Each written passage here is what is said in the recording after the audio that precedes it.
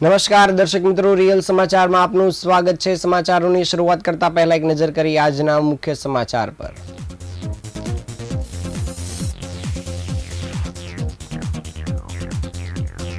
અમદાવાદે દુઃખદ ઘટના બાદ સુરતની તમામ શાળાઓને કડક ગાઈડલાઈનનું પાલન કરવા આદેશ કરાયા। સુરતમાં રોગચાળો વકર્યો, પાણી અને મચ્છરજન્ય બીમારીથી બાળકો સહિત 4ના મોત।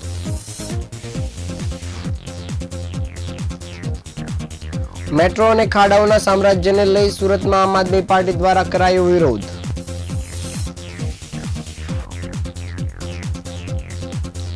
અમેરિકાના ટેરિફથી હીરા ઉદ્યોગને બચાવવાની માંગ સાથે ડાયમંડ વર્કર યુનિયન દ્વારા પીએમ મોદીને પત્ર લખાયો। ભટારમાં મંડપમાં ટીખણખોરો શ્રી ગણેશજીની 15 મૂર્તિ ખંડિત કરી દેતા વિવાદ સર્જાયો। વોટ ચોર ગાદી છોડના નારા સાથે વરાછામાં કોંગ્રેસ દ્વારા વિરોધ પ્રદર્શન કરાયું।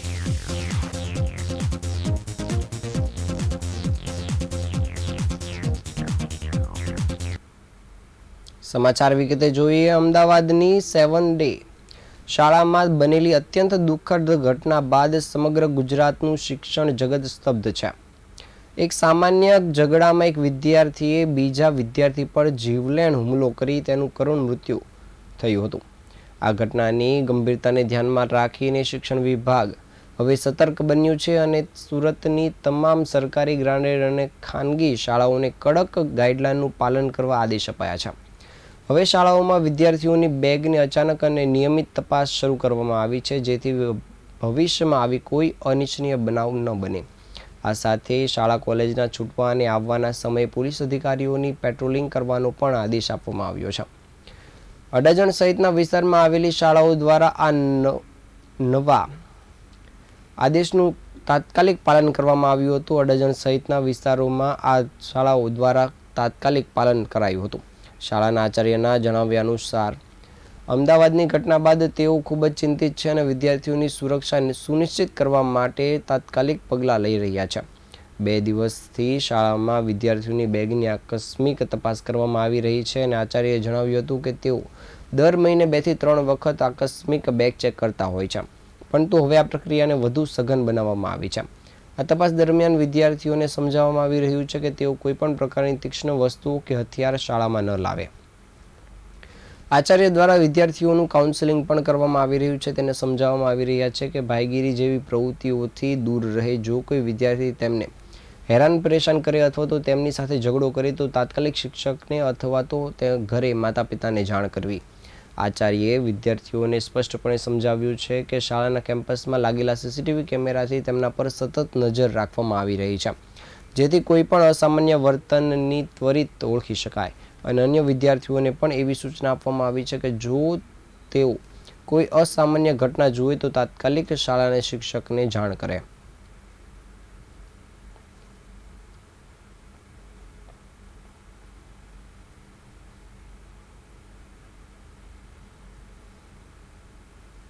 દિવસ પહેલા અમદાવાદની 7 ડે સ્કૂલમાં જે ઘટના ઘટી, એક 8મા ધોરણના વિદ્યાર્થીએ 10મા ધોરણના વિદ્યાર્થી પર પરિકરથી હુમલો કર્યો અને વિદ્યાર્થીનું મૃત્યુ થયું, ત્યારે એ ઘટનાને વખોડીએ છીએ।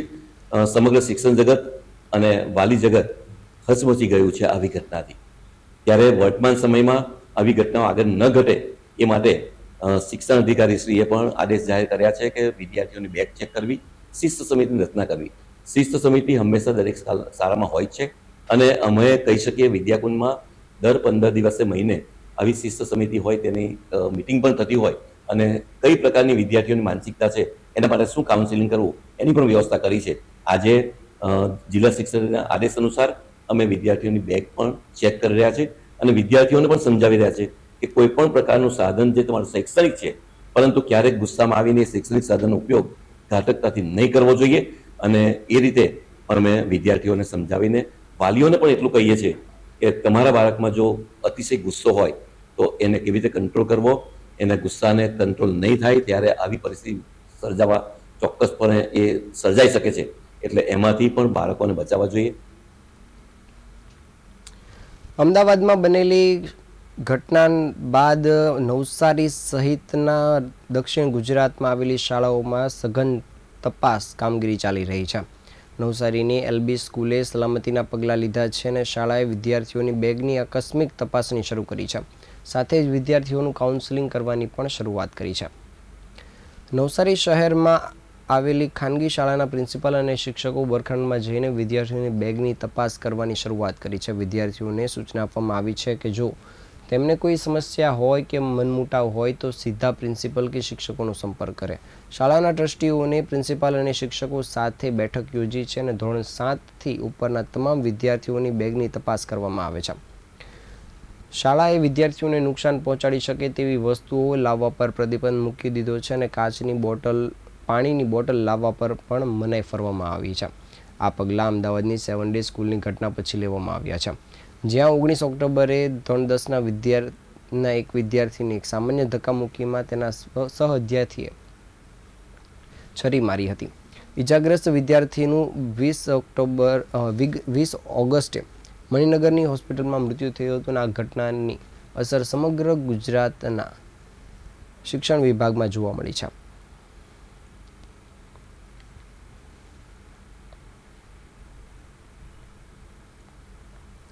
શહેરમાં એક બાજુ વરસાદની બીજી ઇનિંગ સાથે જ મુશળધાર વરસાદ પડી રહ્યો છે, જેને પગલે ખાસ કરીને સ્લમ વિસ્તારમાં પાણી ભરાઈ જવાને કારણે ગંદકી અને મચ્છરનો ઉપદ્રવ જોવા મળી રહ્યો છે.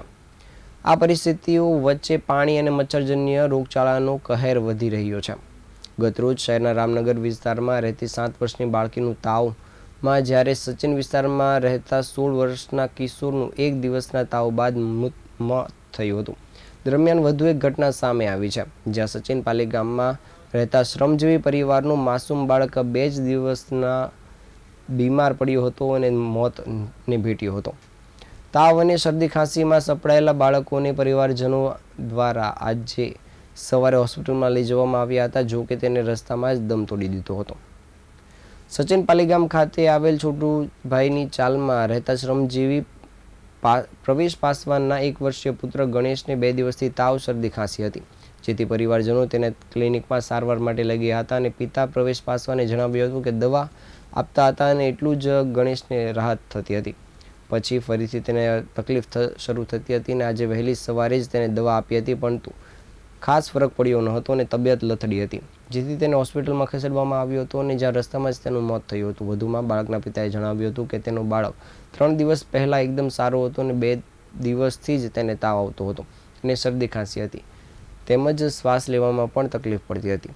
જો કે તેની દવા પણ ચાલી રહી હતી, પરંતુ આજે વહેલી સવારે તેની તબિયત વધારે લથડતા તેને હોસ્પિટલમાં ખસેડવામાં આવ્યો હતો, જેનું રસ્તામાં જ મોત થયું હતું. જ્યારે અચાનક જ બાળકનું મોત થતાં જ પરિવારજનમાં શોકની લાગણી ફરી વળી છે. ઉલ્લેખનીય છે કે શહેરમાં ઠેર ઠેર વરસાદી પાણી ભરાઈ જવાના કારણે મોટાભાગના સ્લમ વિસ્તારમાં પાણી અને મચ્છરજન્ય રોગચાળો ફાટી નીકળ્યો છે. મોટાભાગના કેસમાં બાળકોના તાવ અને ઝાડા ઉલટી તથા શરદી ખાંસી સહિતની બીમારીઓમાં સપડાઈ રહ્યા છે. આ સિવાય સ્લમ વિસ્તારમાં ગંદકી અને મચ્છરોનો ત્રાસ પણ વધી ગયો છે અને બાળકો અને મોટી વ્યક્તિઓ પણ તાવ સહિતના રોગચાળામાં સપડાયા છે.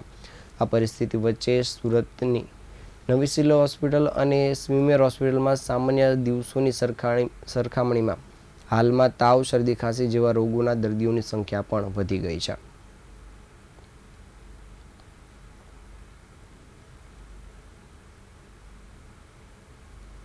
સુરત મહાનગરપાલિકાના વિવિધ વિસ્તારોમાં વર્ષ 2021થી મેટ્રો રેલની કામગીરી ચાલી રહી છે, જેના કારણે વિવિધ જાહેર રસ્તાઓ પર બેરિકેડિંગ કરી દેવામાં આવ્યું છે. નિયત સમય મર્યાદામાં પ્રોજેક્ટની કામગીરી કરવામાં શાસકો નિષ્ફળ નીવડતા હવે આક્ષેપ સાથે આમ આદમી પાર્ટી દ્વારા વિરોધ પ્રદર્શન કરવામાં આવ્યું છે. 2 વર્ષથી વધુ સમય સુધી જાહેર રસ્તાઓ બંધ રાખવામાં આવેલ હોવાથી ઘણા દુકાનદારોએ પોતાનો વેપાર ધંધો બંધ કરવાની ફરજ પડી છે. હાલમાં રઘુકુળ માર્કેટ પાસેના ગરનાળા અને સહારા દરવાજા પરના ગરનાળા પર એક ભાગ બંધ કરી દેવામાં આવ્યો છે, જેથી માર્કેટ વિસ્તારના હજારો વેપારીઓ અસરગ્રસ્ત થયા છે. જે બાબતે વિપક્ષ દ્વારા વેપારીઓને વેરા માફી અંગેની માંગણીઓને શાસકોએ બહુમતીના જોરે ફગાવીને વેપારીઓને રાહત આપવામાં શાસકોએ સદંતર બિનસંવેદનશીલ વલણ અપનાવ્યું હતું. જેને લઈને પણ નારાબાજી કરવાની સાથે સાથે આજે વિરોધ પ્રદર્શન કરવામાં આવ્યું હતું.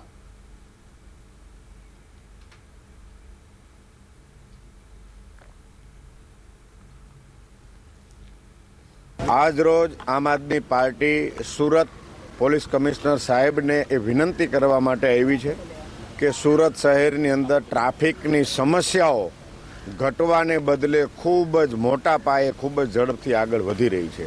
આ ટ્રાફિકની સમસ્યામાંથી સુરત શહેરને મુક્તિ અપાવવાની પ્રાથમિક જવાબદારી સુરત પોલીસ કમિશનરશ્રીની છે, સુરત મહાનગરપાલિકાની છે અને આ બેયની ઉપર કલેક્ટર સાહેબની પણ આ નૈતિક જવાબદારી છે. પરંતુ અમે પ્રાથમિક જવાબદારીના ભાગરૂપે માનનીય પોલીસ કમિશનર સાહેબને વિનંતી કરવા આવ્યા છીએ કે સુરત શહેરના દરેક રસ્તા કોઈક ને કોઈક કારણોસર ડાયવર્ટ કરવામાં આવ્યા છે, ડાયવર્ઝનો મૂકવામાં આવ્યા છે. જ્યાં જ્યાં ટ્રાફિક પોલીસની જરૂર છે ત્યાં ટ્રાફિક પોલીસ નથી, કારણ વગરનું ખોટું દબાણ બનેલું છે. આ તમામ અવ્યવસ્થામાંથી મુક્તિ અપાવવાની પ્રાથમિક જવાબદારી સુરત પોલીસ કમિશનરશ્રીની છે. એટલે અમે એમને વિનંતી કરવા માટે આવ્યા છીએ કે સુરત શહેર જેના અંદર રહેવાવાળા નાગરિકો પોતાની ઓફિસે સમયસર નથી પહોંચતા, વિદ્યાર્થીઓ સ્કૂલ કે કોલેજે સમયસર નથી પહોંચતા, એનું કારણ છે કે અડધી કલાક, દોઢ કલાકના જામમાં લોકો ફસાઈ જાય છે. આવું સુરત પહેલાં ક્યારેય નહોતું. છેલ્લા 30 વર્ષથી ભારતીય જનતા પાર્ટીની સરકાર છે અને 30 વર્ષ પછી પણ પરિસ્થિતિ એની એ જ છે જે પરિસ્થિતિ આજથી 30 વર્ષ પહેલાં હતી. ટ્રાફિકમાંથી મુક્તિ અપાવવા માટેનો ડ્રાફ્ટ પ્લાન કે કોઈ દીર્ઘદ્રષ્ટિવાળું આયોજન સત્તા પક્ષ પાસે પણ નથી અને વ્યવસ્થા તંત્ર પાસે, વહીવટી તંત્ર પાસે પણ નથી. એટલે અમે એમને વિનંતી કરવાના ભાગરૂપે આજે અમે આવ્યા છીએ. ડાયમંડ વર્કર યુનિયન ગુજરાત દ્વારા વડાપ્રધાન નરેન્દ્ર મોદી, વિદેશ મંત્રી એસ જયશંકર, શ્રમ અને રોજગાર મંત્રી મનસુખભાઈ માંડવિયા અને વાણિજ્ય અને ઉદ્યોગ મંત્રીને પત્ર લખવામાં આવ્યો છે. આ પત્રમાં અમેરિકા દ્વારા હીરા અને ઉદ્યોગ પર ટેરિફ લાદવામાં આવવાની શક્યતા પર ઊંડી ચિંતા વ્યક્ત કરવામાં આવી છે. પત્રમાં જણાવાયું છે કે છેલ્લા 2 વર્ષથી હીરા ઉદ્યોગ મંદીનો સામનો કરી રહ્યું છે, જેના પરિણામે 80થી વધુ રત્ન કલાકારોએ આત્મહત્યા કરી છે. જો અમેરિકા ટેરિફ લાદશે તો આ સ્થિતિ વધુ ગંભીર થશે, જેનાથી લાખો રત્ન કલાકારોની રોજગારી પર સીધી અસર થશે અને રોજગારી હાલ મળી રહી છે તે રત્ન કલાકારો પણ બેરોજગાર બનશે. આનાથી વધુ આત્મહત્યાના બનાવો પણ બની શકે છે, જેથી ભીતિ વ્યક્ત કરવામાં આવી છે. ગુજરાતમાં હાલ અંદાજે 25 લાખ રત્ન કલાકારો હીરા ઉદ્યોગ સાથે જોડાયેલા છે, જેમાંથી 7 થી 10 લાખ રત્ન કલાકારો ફક્ત સુરતમાં જ રોજગારી મેળવી રહ્યા છે.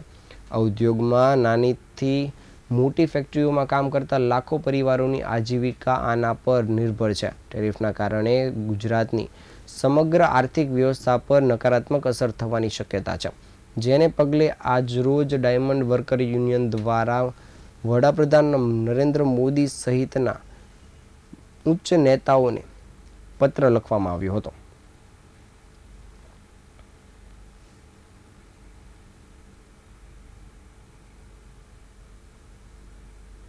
સુરત શહેરના યુનિક હોસ્પિટલ નજીક આવેલ રામજીભાઈ મૂર્તિવાડા પાસે એક અત્યંત દુઃખદ ઘટના સામે આવી છે.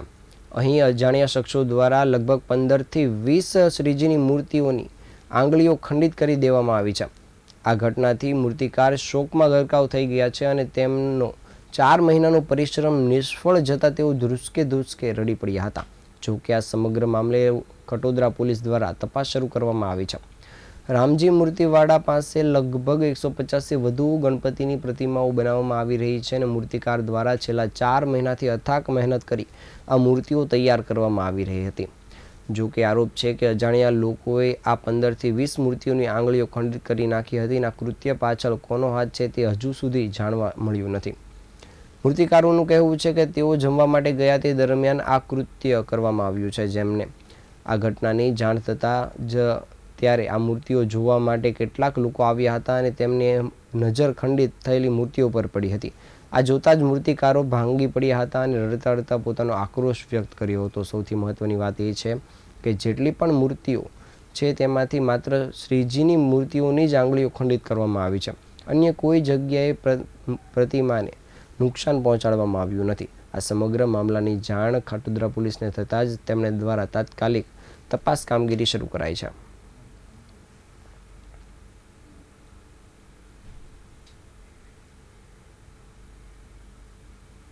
ગુજરાતમાં કોંગ્રેસ વોટ ચોરીના મામલે આક્રમક મૂડમાં જોવા મળી રહી છે. ત્યારે આજે રાજ્યના અનેક શહેરોમાં કોંગ્રેસ દ્વારા વિરોધ પ્રદર્શન કરવામાં આવ્યું હતું. સુરતમાં રાજકારણીઓ અને પાટીદાર અનામત આંદોલન માટે એપિસેન્ટર એવા વરાછા રોડ મિની બજારમાં કોંગ્રેસે વોટ ચોરી મુદ્દે દેખાવો કર્યા હતા. તો બીજી તરફ પંચમહાલ અને ગોધરાના સરદારનગર ખંડ નજીક વોટ ચોરી ગાદી છોડના સૂત્રોચ્ચાર સાથે કોંગ્રેસે દેખાવો કર્યા હતા. સુરત પાલિકાની ચૂંટણી પહેલા રાજકીય પક્ષોમાં સળવળાટ જોવા મળી રહ્યો છે. અચાનક જ બધા પક્ષના નેતા, કોર્પોરેટરો અને કાર્યકરો સક્રિય થઈ ગયા છે. અત્યાર સુધી 2-4 નેતાઓને બાદ કરતા સુસ્ત કોંગ્રેસ પણ સક્રિય થઈ ગઈ છે. સુરત પાલિકાની ચૂંટણી માટે કાઉન્ટડાઉન શરૂ થઈ ગયું છે ત્યારે કોંગ્રેસ અચાનક સક્રિય થયેલું જોવા મળી રહ્યું છે અને કોંગ્રેસે જાહેર કરેલા વોટ ચોર ગાદી છોડનો કાર્યક્રમ અંતર્ગત આજે શુક્રવારે સુરતના વરાછા રોડ વિસ્તારમાં દેખાવ કર્યો હતો. વિરોધ પ્રદર્શન સમયે ધોધમાર વરસાદ પડ્યો હતો. તેમ છતાં કોંગ્રેસીઓ વરસતા વરસાદમાં વિરોધ પ્રદર્શન કરતા જોવા મળ્યા હતા. કોંગ્રેસના કાર્યકરોએ દેખાવ કરવા માટે પાટીદાર અનામત આંદોલન અને ભાજપ અને કોંગ્રેસ માટે એપી સેન્ટર બનેલા મિની બજાર માનગઢ ચોકની પસંદગી કરી હતી અને ત્યાં વિરોધ પ્રદર્શન કર્યું હતું.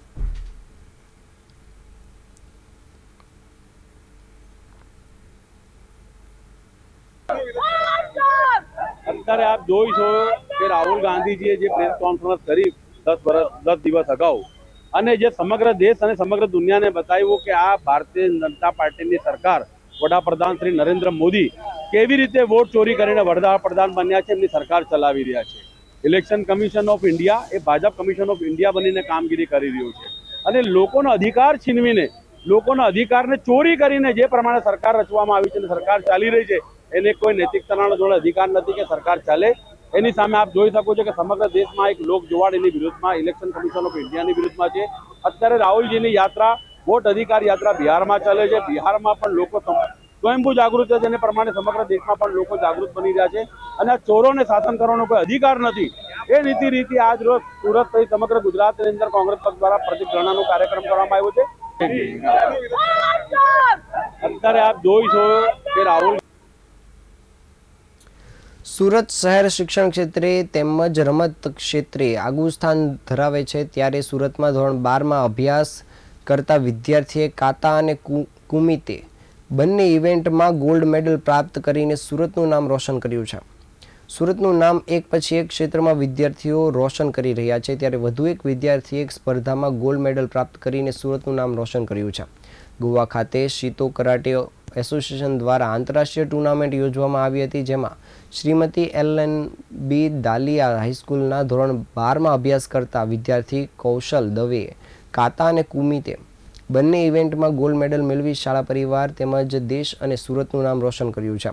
મહત્વની વાત એ છે કે કૌશલ દવેએ અભ્યાસની સાથે સાથે કરાટેમાં દિવસ રાત એક કરીને મહેનત કરીને આ સિદ્ધિ હાંસલ કરી છે. એટલું જ નહીં પરંતુ આ ગોલ્ડ મેડલ પાછળ પોતાના વાલી તેમજ પરિવાર ઉપરાંત શાળા પરિવારની મહેનત તેમજ કરાટે એસોસિએશનને તેણે શ્રેય આપ્યો છે.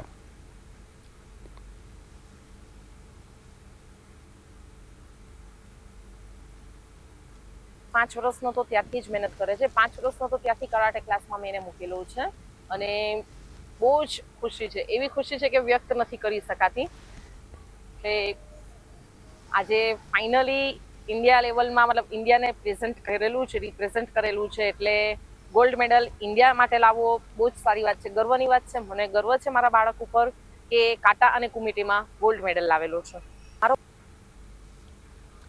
સુરત મહાનગરપાલિકા દ્વારા આજ અને આવતીકાલ એમ 2 દિવસ માટે અઠવાલાઇન્સ વિસ્તારમાં આવેલ સાયન્સ સેન્ટર ખાતે આર્ટ ગેલેરી વિભાગમાં વિજ્ઞાન મેળાનું ભવ્ય આયોજન કરવામાં આવ્યું છે. સાંસ્કૃતિક સમિતિના ચેરમેન સોનલબેન દેસાઈના હસ્તે આ વિજ્ઞાન મેળો ખુલ્લો મૂકવામાં આવ્યો હતો. સુરત મહાનગરપાલિકા દ્વારા તારીખ 22 અને 23 ઓગસ્ટના રોજ સવારે 10 થી લઈને 4 કલાક સુધી સાયન્સ સેન્ટર ખાતે ધોરણ 8 થી લઈને 12ના વિદ્યાર્થીઓ માટે વિકસિત ભારતના યુવાનોનું વૈશ્વિક નેતૃત્વ માટે વિજ્ઞાન અને નવીનતાના ક્ષેત્રે સશક્તિકરણ વિષયને અનુલક્ષીને વિજ્ઞાન મેળાનું આયોજન કરવામાં આવ્યું છે. સુરત શહેરની 51 શાળાના 157 જેટલા વિદ્યાર્થીઓ અને 58 શિક્ષકો દ્વારા સંશોધનાત્મક વિચારો સહિતના 80 પ્રોજેક્ટ્સ તૈયાર કરી પ્રદર્શિત કરવામાં આવ્યા છે. આ વિજ્ઞાન મેળામાં વૈશ્વિક નેતૃત્વ માટે ડિજિટલ ભારતના ટકાઉ ભવિષ્યનું નિર્માણ, વિકસિત ભારત માટે યુવાનોને સશક્ત બનાવવા, વિજ્ઞાન અને નવીનતાના ક્ષેત્રે યુવાનોના કૌશલ્ય વિકાસમાં વધારો જેવા વિષયો પર આ વિજ્ઞાન મેળો યોજાયો છે, જેમાં મોટી સંખ્યામાં આજરોજ વાલીઓ તેમજ વિદ્યાર્થીઓએ ભાગ લીધો હતો અને આ વિજ્ઞાન મેળાની મુલાકાત લીધી હતી.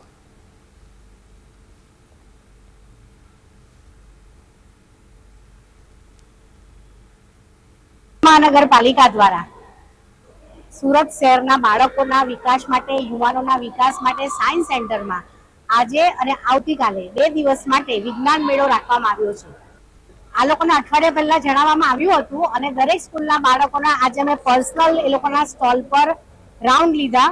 51 સ્કૂલો, જેમાં નગર પ્રાથમિક શિક્ષણની સ્કૂલો અને પ્રાઇવેટ સ્કૂલોના 160 બાળકોએ ભાગ લીધો હતો અને 80 પ્રોજેક્ટ એ લોકોએ રજૂ કર્યા હતા. અને ખરેખર આ પ્રોજેક્ટમાં યુવાનોએ, સ્કૂલના બાળકોએ પોતાનો જીવ રેડીને અને પોતાનું ટેલેન્ટ છે તે એમાં બતાવ્યું છે, જેમાં કૃષિ ક્ષેત્ર વિશે છે, પછી રેલવે સ્ટેશન વિશે છે અને આપણા રોડ કે જેમાં તમે એને એડજસ્ટ કરીને એની સ્પીડને ડેવલપ કરી શકો છો અને રોડ પણ એવા સરસ બનાવી શકો છો કે જેનું પાણી નીચે તમે બચાવી શકો છો, વોટર હાર્વેસ્ટિંગ તરીકે પણ.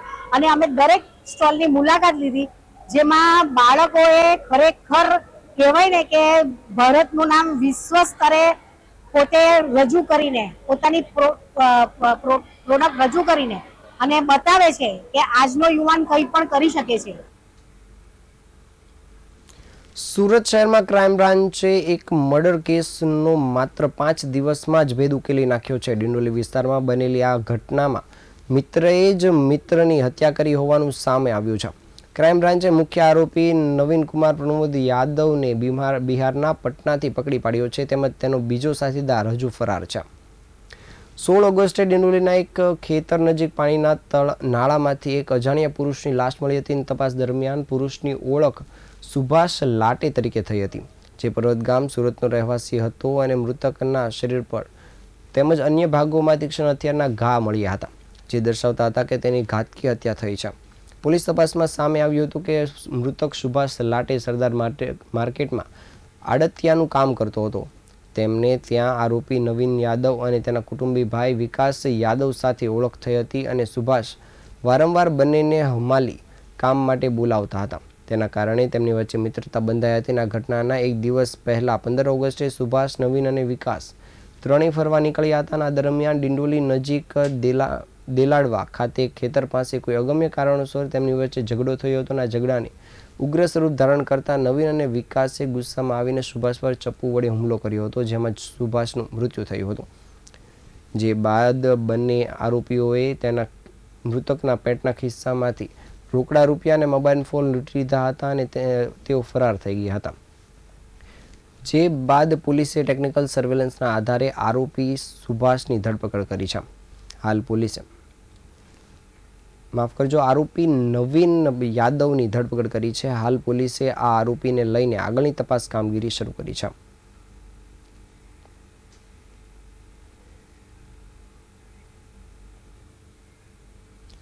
સુરત શહેરના પાંડેસરા વિસ્તારમાં પોલીસ અને ફૂડ એન્ડ ડ્રગ્સ વિભાગે સંયુક્ત રીતે દરોડા પાડ્યા છે.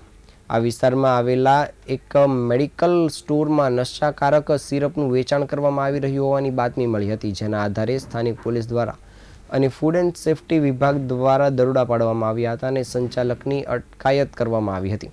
આ ઓપરેશનમાં એસઓજી પોલીસે ડમી ગ્રાહકનો ઉપયોગ કરી ટ્રેપ ગોઠવ્યો હતો, જેના દ્વારા ખાતરી થઈ કે મેડિકલ સ્ટોર ડોક્ટરના પ્રિસ્ક્રિપ્શન વિના નશાયુક્ત દવાનું વેચાણ કરી રહ્યું હતું. પોલીસે સમગ્ર મામલે શિવ મેડિકલ અને ન્યૂ વિજયાલક્ષ્મી મેડિકલ સ્ટોરમાં દરોડા પાડ્યા હતા અને ત્યાંથી 13,000થી વધુની કિંમતની દવાઓનો જથ્થો પણ કબજે કર્યો હતો. હાલ પોલીસે સંચાલકની સામે ગુનાહિત કાર્યવાહી શરૂ કરી છે.